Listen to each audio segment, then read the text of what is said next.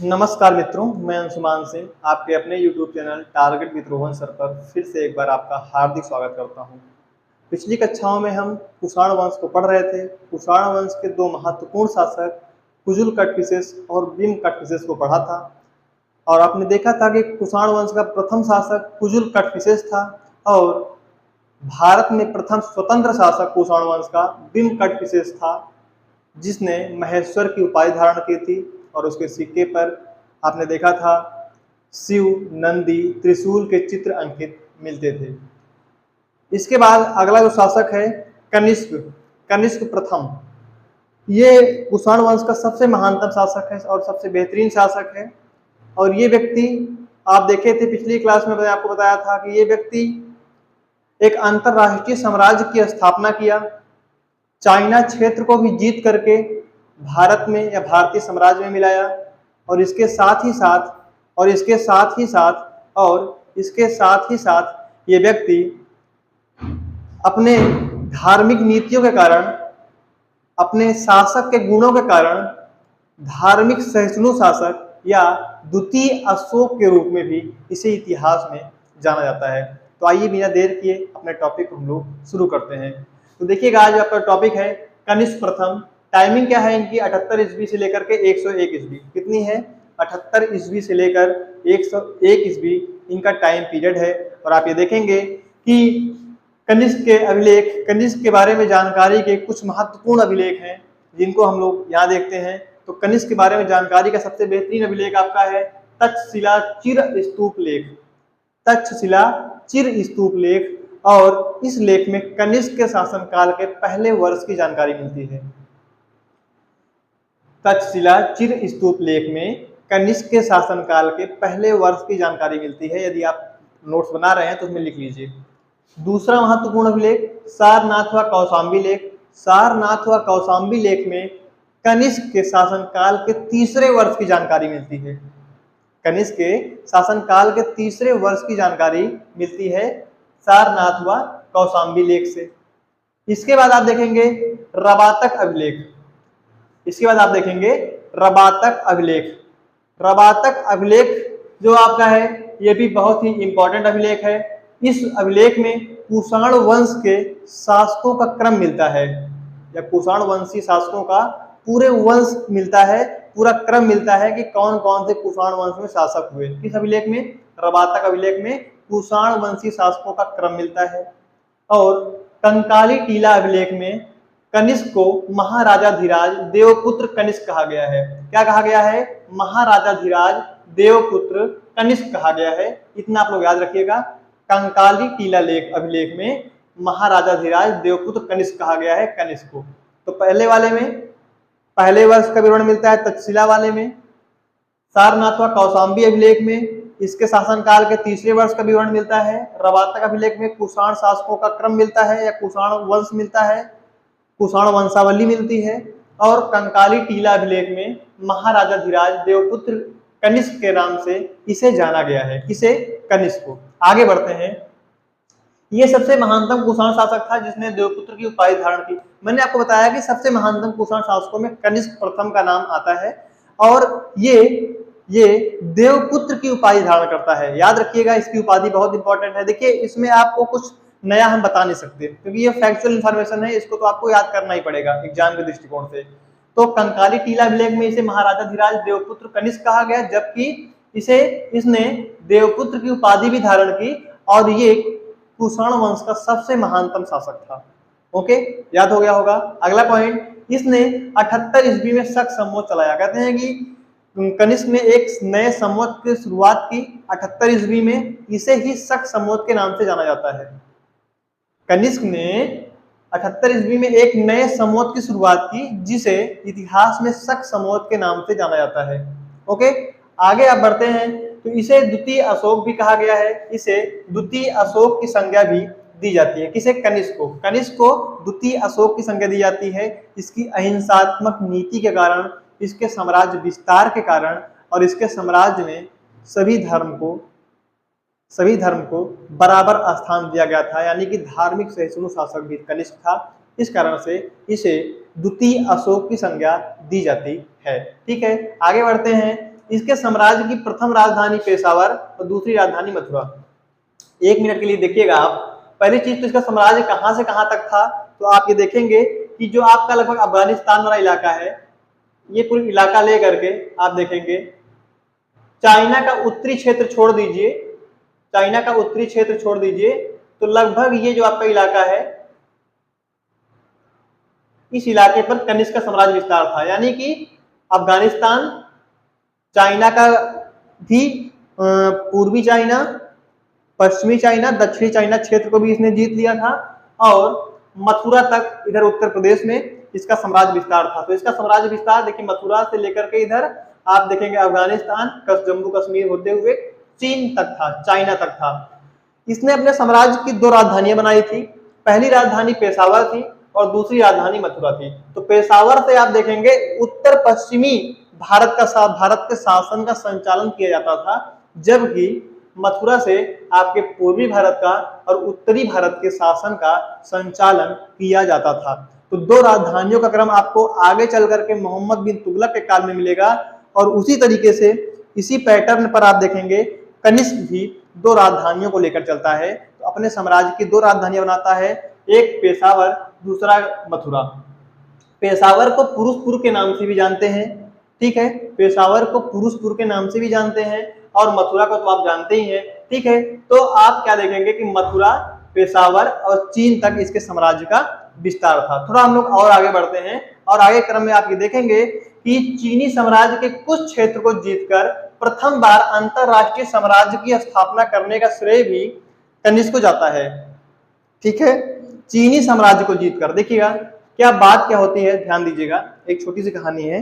चीन में जिस समय भारत में कुषाण वंश का शासन हुआ करता था, उसी समय आपके चाइना में हान वंश का शासन हुआ करता था। किस वंश का? हान वंश। ध्यान दीजिएगा, चाइना में इस समय हान वंश का शासन हुआ करता था। और क्या होता है कि हान वंश के शासन हुआ करता था, तो हान वंश की एक राजकुमारी थी, उनसे एक विवाह का प्रस्ताव कनिष्क उनके पास भेजता है, या उनके सेनापति के पास भेजता है। उस सेनापति का नाम क्या था? पान चाओ। क्या था नाम? पान चाओ। तो सेनापति, हान वंश का सेनापति पान चाओ था। तो पान चाओ के पास हान वंश की राजकुमारी से विवाह का प्रस्ताव कनिष्क भेजता है, और हान वंश का जो शासक होता है हान वंश का जो सेनापति होता है पान चाओ, वो उस प्रस्ताव को अस्वीकार कर देता है, और इस वजह से कनिष्क चीन का अभियान करता है। लेकिन प्रथम अभियान में पान चाओ से कनिष्क हार जाता है, और फिर पान चाओ के उत्तराधिकारी को हराता है। फिर दूसरा अभियान फिर करता है कनिष्क। पान चाओ के उत्तराधिकारियों के काल में उत्तराधिकारी कमजोर होते हैं और उनको हराता है, और हरा करके चीनी साम्राज्य के भी लगभग पश्चिमी, पूर्वी, दक्षिणी क्षेत्र को जीत करके अपने भारतीय साम्राज्य में मिला लेता है। इसी कारण से कनिष्क को क्या कहते हैं कि कनिष्क एक अंतरराष्ट्रीय शासक था, या अंतरराष्ट्रीय साम्राज्य की स्थापना किया। क्लियर हुआ आपको? क्या हुआ कि जिस समय आपके कनिष्क का शासन भारत में था, उसी समय हान वंश का शासन चाइना में था। हान राजकुमारी से विवाह का प्रस्ताव भेजता है, और हान वंश का जो सेनापति होता है पान चाओ, वो इस प्रस्ताव को अस्वीकार कर देता है। प्रथम अभियान चीन पर कनिष्क इसी वजह से करता है, उसमें हार मिलती है, और द्वितीय अभियान में उसकी विजय होती है। इस प्रकार वह एक अंतरराष्ट्रीय साम्राज्य की स्थापना करता है। आपको ये चीजें क्लियर हो गई होंगी। आगे बढ़ते हैं हम लोग। अगला पॉइंट क्या है? कश्मीर में कनिष्कपुर नगर की स्थापना की। कश्मीर में कनिष्कपुर नगर की स्थापना की। कहां पर? कश्मीर में। देखिए यहाँ पर कनिष्कपुर नगर की स्थापना करने का श्रेय भी कनिष्क को जाता है, और कनिष्क के नाम से ही है, बस इससे पूछा जाता है कि कहां पर किया था, तो कश्मीर में। आगे बढ़िएगा, और इसका विवरण कहां मिलता है? राजतरंगिणी। राजतरंगिणी किसकी रचना है? आप कमेंट बॉक्स में उत्तर दीजिएगा, आपको मैं पढ़ाया हूं बेहतरीन ढंग से। तो कश्मीर में कनिष्कपुर नगर की स्थापना की अकॉर्डिंग टू राजतरंगिणी, या राजतरंगिणी के अनुसार। तो राजतरंगिणी में विवरण मिलता है कि कनिष्क ने कश्मीर में कनिष्कपुर नामक नगर की स्थापना की थी। पार्स की सलाह से कनिष्क ने चौथी बौद्ध संगीति का आयोजन किया। आप थोड़ा ध्यान दीजिएगा, जो पार्स थे वो इनके गुरु थे, कनिष्क के दरबारी गुरु थे।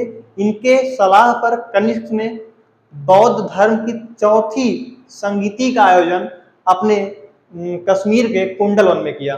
ठीक है, तो किसके समय में? कनिष्क के समय में बौद्ध धर्म की चौथी सभा हुई और कहां पर हुई?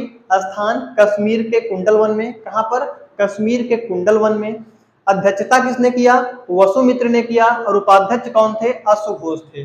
उपाध्यक्ष अश्वघोष थे। और इस चौथी बौद्ध सभा की अध्यक्षता किसने की थी? वसुमित्र ने। क्लियर हुआ आपको? तो चौथी बौद्ध संगीति कश्मीर के कुंडल वन में कनिष्क के शासनकाल में आयोजित हुई। कनिष्क अपने गुरु या अपने राजकवि पारस की सलाह से इस सभा का आयोजन किया था। इसकी अध्यक्षता वसुमित्र ने और उपाध्यक्ष अश्वघोष जी थे।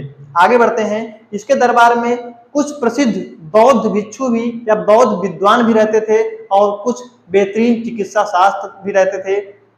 जैसे आप देखेंगे कि इसके दरबार में वसुमित्र, अश्वघोष, नागार्जुन जैसे बेहतरीन बौद्ध विद्वान रहते थे। और इसके साथ साथ प्रसिद्ध चिकित्सक चरक रहते थे। चरक ने चरक संहिता नामक ग्रंथ की रचना की है, आपको ये पता होगा। आगे बढ़ते हैं, फिर से एक बार इसको आप रिपीट कर लीजिएगा। इसके दरबार में वसुमित्र 1 हो गए, अश्वघोष 2 हो गए, नागार्जुन 3 हो गए। यदि आप इनकी रचनाओं को जानते हैं तो कमेंट बॉक्स में उत्तर दीजिएगा, नहीं तो अगली क्लास में हम इसको आपको बताएंगे, इसका उत्तर आपको बताएंगे। और प्रसिद्ध चिकित्सक चरक भी रहते थे और चरक की चरक संहिता है। इतना को क्लियर है? ओके, आगे बढ़ते हैं हम लोग। इसके सिक्के पर यूनानी भाषा में सूर्य, चंद्र और शिव का अंकन मिलता है। यूनानी भाषा में। अब फिर से एक बार आ जाइएगा, सिक्के वाले पे आ जाइएगा। आपने क्या देखा था कि शक शासकों के सिक्के पर शिव पार्वती के चित्र मिलते थे। फिर उसके बाद बिम्ब कटफिसेस के सिक्के पर शिव, त्रिशूल और नंदी के चित्र मिलते थे। और कुषाण वंश के शासक कनिष्क के सिक्के पर यूनानी भाषा में सूर्य, चंद्र और शिव का अंकन मिलता है। ठीक है, अंकन मिलता है, लिखा गया है। ठीक है, आगे बढ़ते हैं। कुछ सिक्कों पर शिव के हाथ में त्रिशूल और डमरू का अंकन मिलता है। कुछ सिक्के ऐसे भी मिलते हैं जिसमें भगवान शिव एक हाथ में त्रिशूल लिए हुए हैं, एक हाथ में डमरू लिए हुए हैं। ये भी मिलता है। आपसे पूछेगा किस शासक के अंतर्गत? तो कनिष्क के अंतर्गत। कुछ सिक्कों पर शिव के साथ हाथ में त्रिशूल और डमरू मिलता है, याद रखिएगा। मानव के रूप में बुद्ध की आकृति और प्रभामंडल युक्त खड़ी प्रतिमा भी कनिष्क की मुद्राओं पर मिलती है। तो भैया ध्यान दीजिएगा, कनिष्क की 2 मुद्राएं बौद्ध धर्म से संबंधित भी मिलती हैं। एक मुद्रा पर मानव के रूप में भगवान बुद्ध को दर्शाया गया है और दूसरी सिक्के पर भगवान बुद्ध को प्रभामंडल युक्त। कभी आपने देखा होगा सीरियल या टीवियों में, जब भगवान उदित होते हैं तो भगवान प्रकट होते हैं तो उनके पीछे एक चक्र घूमता रहता है, उसे बोलते हैं प्रभामंडल, आभामंडल। तो प्रभामंडल युक्त खड़ी मुद्रा में भगवान बुद्ध की एक प्रतिमा मिली हुई है, किसके? कनिष्क की मुद्रा पर। तो देखिएगा फिर से एक बार, मानव के रूप में बुद्ध की आकृति और प्रभामंडल युक्त खड़ी प्रतिमा भी कनिष्क की मुद्राओं पर अंकित है। तो 2 चीज है, 2 तो बौद्ध धर्म से मिल रहा है। एक सामान्य मानव के रूप में भगवान बुद्ध को दिखाया गया है पहली प्रतिमा पर, और एक दूसरी प्रतिमा मिलती है जिसमें आभामंडल या प्रभामंडल युक्त खड़ी बौद्ध की प्रतिमा उसके सिक्के पर मिलती है। तो डमरू और त्रिशूल लिए शिव का भी अंकन मिलता है और साथ साथ सूर्य, चंद्र और शिव का अंकन यूनानी भाषा में इसके सिक्के पर मिलता है। तो मित्रों, ये रही आपके कुषाण वंश के कनिष्क प्रथम की क्लास। बहुत ही इंपॉर्टेंट क्लास है। यहाँ से क्वेश्चन बार बार आपके एग्जाम में पूछा जाता है और इससे बाहर क्वेश्चन नहीं जाएगा, इससे बाहर आपका क्वेश्चन नहीं जाएगा, चाहे जहां से क्वेश्चन उठेगा कनिष्क के बारे में। और एक बेहतरीन लेख है, जान लीजिए कि ये आपका एकदम क्रीम चीजें हैं। आप देखेंगे कि इसमें एक भी फैक्ट है, आप जो आपको एक भी जो जितने भी फैक्ट है, इसमें कोई भी फैक्ट आपको कम इंपॉर्टेंट नहीं लगेगा। सब एक से बढ़ के एक इंपॉर्टेंट फैक्ट यहाँ पे हैं। तो इसको आप लोग नोट्स बनाइएगा और लिख लीजिएगा। जितना कुछ मैंने बताया है उसको आप लोग नोट करिएगा। और इसी के साथ मित्रों मैं अपने क्लास को समाप्त करता हूँ। आप हमारे चैनल को लाइक करिए, सब्सक्राइब करिए और कमेंट बॉक्स में बताइए कि आपको क्लास कैसी लगी। धन्यवाद।